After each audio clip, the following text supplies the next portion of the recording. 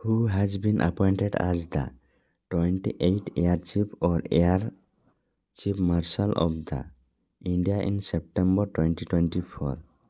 September 2024ରେ ଭାରତର 28ତମ ଏୟାର ଚିଫ୍ କିମ୍ବା ଏୟାର ଚିଫ୍ ମାର୍ଶାଲ ଭାବରେ କିଏ ନିଯୁକ୍ତ ହୋଇଛନ୍ତି?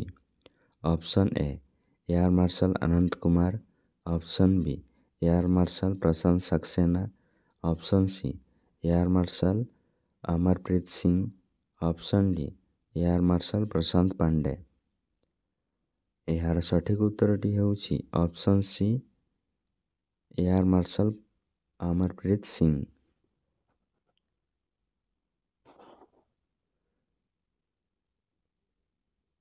ର୍ୟାଙ୍କ କେତେ ପ୍ରକାର? ଏୟାର ଚିଫ୍ ମାର୍ଶାଲ ଏବଂ air marshal.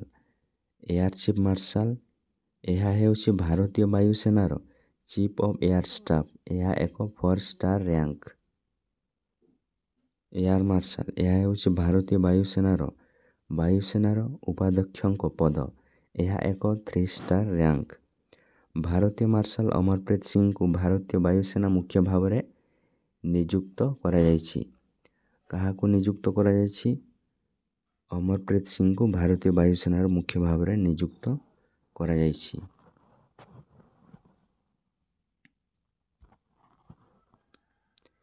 Air marshal Amarpreet Singh ହେଉଛନ୍ତି ଭାରତୀୟ ବାୟୁସେନାର 28ତମ ମୁଖ୍ୟ। କେତେତମ ମୁଖ୍ୟ? 28ତମ ମୁଖ୍ୟ, ଯିଏକି ବାୟୁସେନାର ମୁଖ୍ୟ ବିବେକ ରାମ ଚୌଧୁରୀଙ୍କ ସ୍ଥାନରେ ନିଯୁକ୍ତ ହୋଇଛନ୍ତି। ପୂର୍ବରୁ କିଏ ଥିଲେ? ବିବେକ ରାମ ଚୌଧୁରୀ। ଏୟାର ମାର୍ଶାଲ ଅମରପ୍ରୀତ ସିଂ 30 ସେପ୍ଟେମ୍ବରରେ ବାୟୁସେନା ମୁଖ୍ୟ ଭାବରେ ଦାୟିତ୍ୱ ଗ୍ରହଣ କରିଥିଲେ। 1984ରେ ଏୟାର ମାର୍ଶାଲ ଅମରପ୍ରୀତ ସିଂ ବାୟୁସେନାରେ ଯୋଗ ଦେଇଥିଲେ। ଏହାପରେ ଅମରପ୍ରୀତ ସିଂ 1 ଫେବୃଆରୀ 2023ରେ ଭାରତୀୟ ବାୟୁସେନାରେ 47ତମ ଡେପୁଟି ଚିଫ୍ ହୋଇଥିଲେ। ପରବର୍ତ୍ତୀ ପ୍ରଶ୍ନ, where was the Quad summit 2024 held? Quad ସମ୍ମିଳନୀ 2024 କେଉଁଠାରେ ଅନୁଷ୍ଠିତ ହୋଇଥିଲା? ଅପସନ୍ ଏ India, option B America, option C Japan, option D Australia. ଏହାର ସଠିକ ଉତ୍ତରଟି ହେଉଛି ଅପସନ୍ ବି ଆମେରିକା। ଯୁକ୍ତରାଷ୍ଟ୍ରର ଡେଲାୱେରରେ କ୍ୱାଡ୍ ସମ୍ମିଳନୀ 2024 ଆୟୋଜିତ ହୋଇଥିଲା। କେଉଁଠାରେ ଅନୁଷ୍ଠିତ ହୋଇଥିଲା? ଯୁକ୍ତରାଷ୍ଟ୍ର ଆମେରିକାର ଡେଲାୱେରରେ। କ୍ୱାଡ୍ ସମ୍ମିଳନୀ 2024 ଆମେରିକାର ରାଷ୍ଟ୍ରପତି ଜୋ ବାଇଡେନ୍, ଏଥିରେ ଅଷ୍ଟ୍ରେଲିଆ ପ୍ରଧାନମନ୍ତ୍ରୀ ଆନ୍ଥୋନି ଆଲବେନିଜି ଏବଂ ଜାପାନର ପ୍ରଧାନମନ୍ତ୍ରୀ ଫୁମିଓ କିସିଡା ଏବଂ ଭାରତୀୟ ପ୍ରଧାନମନ୍ତ୍ରୀ ନରେନ୍ଦ୍ର ମୋଦି ଯୋଗ ଦେଇଥିଲେ। ପ୍ରଶାନ୍ତ ମହାସାଗରରେ ସୁରକ୍ଷା ଭଳି ପ୍ରସଙ୍ଗ ଉପରେ ଆଲୋଚନା ହୋଇଥିଲା। କ୍ୱାଡ୍ କ'ଣ? କ୍ୱାଡ୍ରିଲେଟରାଲ ସିକ୍ୟୁରିଟି ଡାଇଲଗ। କ୍ୱାଡ୍ରେ 4ଟି ଦେଶ ଅଂଶଗ୍ରହଣ କରିଥିଲେ: ଭାରତ, ଆମେରିକା, ଜାପାନ ଏବଂ ଅଷ୍ଟ୍ରେଲିଆ। କ୍ୱାଡ୍ ଗ୍ରୁପିଂର ପ୍ରତିଷ୍ଠା ନଭେମ୍ବର 2017ରେ ହୋଇଥିଲା। ଏହାର ମୂଳ ଲକ୍ଷ୍ୟ ବା ଉଦ୍ଦେଶ୍ୟ କ'ଣ? 4 ଦେଶ ମଧ୍ୟରେ ସହଯୋଗ ବୃଦ୍ଧି ଏବଂ ଭାରତ ପ୍ରଶାନ୍ତ ମହାସାଗରରେ ଶାନ୍ତି, ସ୍ଥିରତା ଏବଂ ସ୍ୱାଧୀନତା ବଜାୟ ରଖିବା, ଅର୍ଥନୈତିକ ସୁରକ୍ଷା ଏବଂ ରଣନୈତିକ ପ୍ରସଙ୍ଗରେ ମିଳିତ ଭାବରେ କାର୍ଯ୍ୟ କରିବାକୁ ଏହି ଗୋଷ୍ଠୀ ଲକ୍ଷ୍ୟ ରଖିଛି। ପରବର୍ତ୍ତୀ କ୍ୱାଡ୍ ସମ୍ମିଳନୀ କେଉଁଠାରେ ଅନୁଷ୍ଠିତ ହେବ? ଭାରତରେ 2025 ମସିହାରେ ଅନୁଷ୍ଠିତ ହେବ। ପରବର୍ତ୍ତୀ ପ୍ରଶ୍ନ, what is the theme of world Alzheimer day 2024? ବିଶ୍ୱ ଆଲଜାଇମର ଦିବସ 2024ର ବିଷୟବସ୍ତୁ କ'ଣ? Option A time to act on dementia, time to act on Alzheimer, option B remembering those we have lost, caring for those still here, option C breaking the Stigma, a world that understands demand. Option D, Together for a dementia-friendly future. ଏହାର ସଠିକ୍ ଉତ୍ତରଟି ହେଉଛି option A, time to act on dementia, time to act on Alzheimer. ପ୍ରତିବର୍ଷ 21 September ବିଶ୍ୱ Alzheimer ଦିବସ ଭାବରେ ପାଳନ କରାଯାଏ। କେବେ ପାଳନ କରାଯାଏ? ପ୍ରତିବର୍ଷ 21 ସେପ୍ଟେମ୍ବରରେ ବିଶ୍ୱ ଆଲଜାଇମର ଦିବସ ପାଳନ କରାଯାଏ। ଏହାର ଥିମ୍ କ'ଣ? Time to act on dementia, time to act on Alzheimer. 1984 ମସିହାରେ ପ୍ରଥମ ବିଶ୍ୱ ଆଲଜାଇମର ଦିବସ ଭାବରେ ପାଳନ କରାଯାଇଥିଲା। ଆଲଜାଇମରର ମୂଳ ଲକ୍ଷ୍ୟ କ'ଣ? ଆଲଜାଇମର ରୋଗ ଏବଂ ଡେମେନ୍ସିଆ ସହିତ ଜଡ଼ିତ ଅନ୍ୟାନ୍ୟ ସମସ୍ୟା ବିଷୟରେ ସଚେତନତା ବିସ୍ତାର କରିବା, ଏହାର ଲକ୍ଷଣ, କାରଣ ଏବଂ ଚିକିତ୍ସା ବିଷୟରେ ସୂଚନା ପ୍ରଦାନ କରିବା।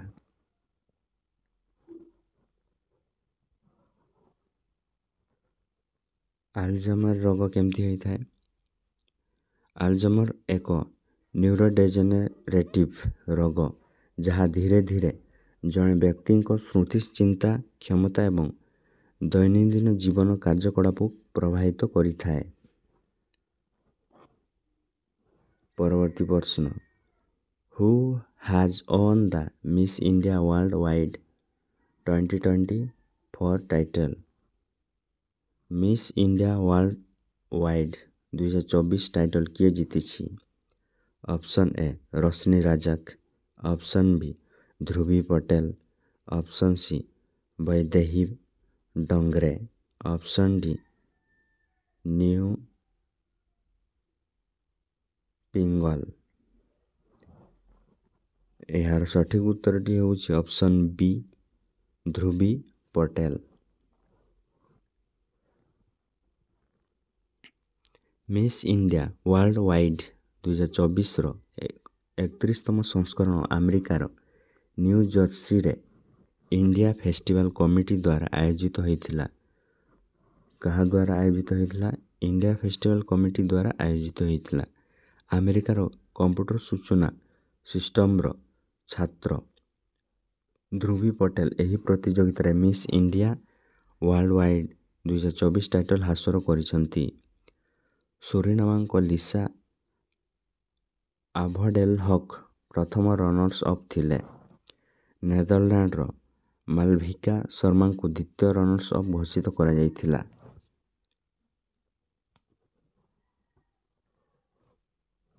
ପରବର୍ତ୍ତୀ ପ୍ରଶ୍ନ, which state rank first in the 6th state food security index SFSI?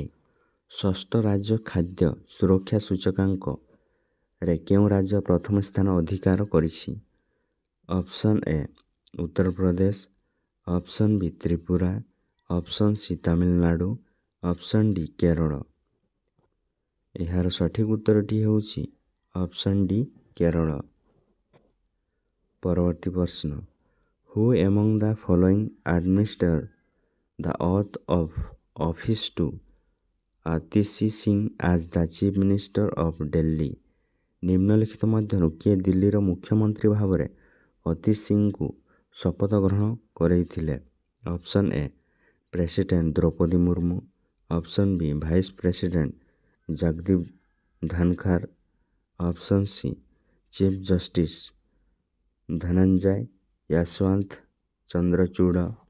Option D, lieutenant governor Vinai Kumar Saxena.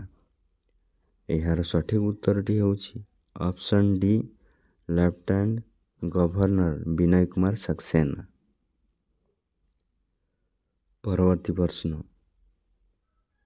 When was the international big cat alliance launched? ଆନ୍ତର୍ଜାତୀୟ ବିଗ୍ କ୍ୟାଟ୍ ଆଲାଏନ୍ସ କେବେ ଆରମ୍ଭ ହୋଇଥିଲା? Option A, 9 April 2023। Option B, 9 April 2022। Option C, 9 April 2021। Option D, 9 April 2024।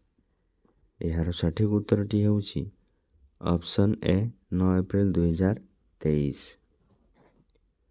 ପରବର୍ତ୍ତୀ ପ୍ରଶ୍ନ, where was the 5th river festival 2024 organised Bai Indira Gandhi national centre for the arts.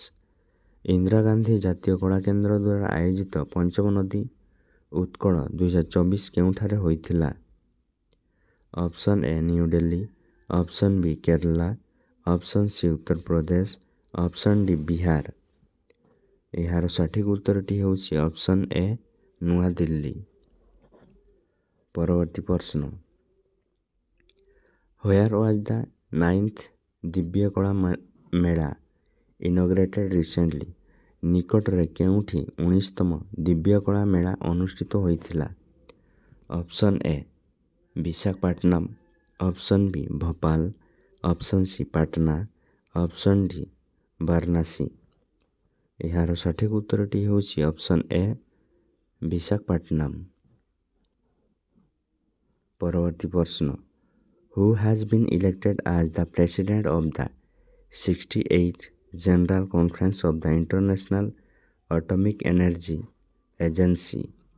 କିଏ ଆନ୍ତର୍ଜାତୀୟ ପରମାଣୁ ଶକ୍ତି ଏଜେନ୍ସିର 68ତମ ସାଧାରଣ ସମ୍ମିଳନୀର ସଭାପତି ଭାବରେ ନିର୍ବାଚିତ ହୋଇଛନ୍ତି?